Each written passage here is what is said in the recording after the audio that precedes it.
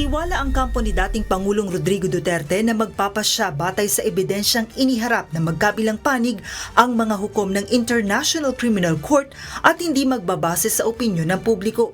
Ito ang pahayag ng Lead Defense Counsel ng dating Pangulo na si Attorney Nicholas Kaufman matapos ang 4 na araw na pagdinig noong Biyernes. The judges will take their decision based on the evidence, and the evidence has been presented to them by the prosecution. The evidence has been challenged by us, the defense, and we trust the judges to take the right decision. Ayon kay Kaufman, hindi isang show o palabas sa mga pagdinig, kundi isang legal na proseso na nakasalalay sa mga dokumento, testimonya at argumento ng magkabilang panig.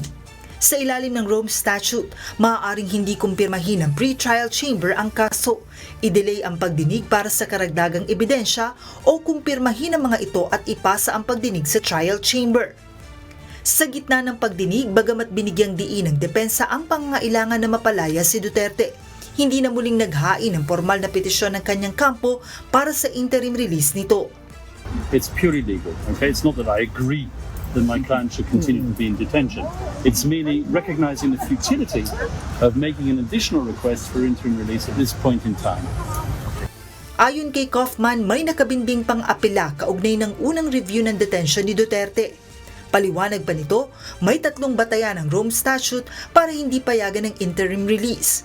Kabilang dito ang panganib na tumakas ang akusado, ang posibleng pananakot o panghihimasok sa mga saksi, at ang panganib na makagawa pa ito ng panibagong krimen. Gayunman, giit ni Kaufman, hindi umano pasok si dating Pangulong Duterte sa anuman sa mga risk factor na ito dahil sa kanyang edad at kalagayan ng kanyang kalusugan. Now, we've argued throughout the process that because of his age and because of his condition and for various reasons, he's not able to engage any of those risk factors. Kaugnay naman ang isyu tungkol sa larawan ng dating Pangulo sa website ng ICC. Inamin ni Kaufman na siya ang nagpasya na hilinging alisin ito.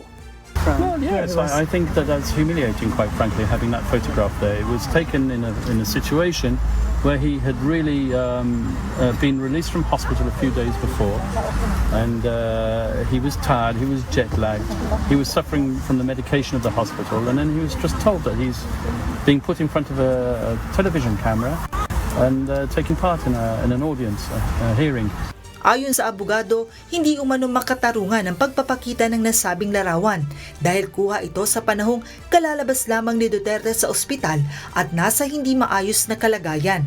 Sinabi rin ni Kaufman na naghanda sila ng barong para kay Duterte sakaling dumalo ito sa pagdinig, ngunit pinili ng dating Pangulo na wag nang humarap sa korte bilang paninindigan sa hindi nito pagkilala sa jurisdiksyon ng ICC.